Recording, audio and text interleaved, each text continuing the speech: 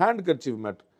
இதை விட ஒரு ஒரு சில்லியான மேட்ரு வந்து ஊடகங்கள் வந்து அலைப்பாயுதுமா அப்படின்னு நான் வியக்கவே இல்லை. நான் ஏற்கனவே நேற்று வந்து பாரத பிரதமர் நரேந்திர மோடி பிறந்தநாள் விழாவில் பேசும்போது நான் சொன்னேன், கடந்த 10 வருஷத்தில் யூபிஏவுடைய ஆட்சியில் கோல் ஸ்கேம்லேருந்து, இஸ்ரோக்கான ஸ்கேம்லேருந்து, 2G ஸ்கேம்லேருந்து 10 வருஷத்தில் குறைஞ்சபட்சம் 10 ஸ்கேம் நீங்கள் வந்து பட்டியல் போட முடியும். நீங்கள் தயவுசெய்து யூபிஏ கவர்மெண்ட் ஸ்கேம்ஸ் அப்படின்னு தலைப்பு மட்டும் போட்டு பாருங்கள்.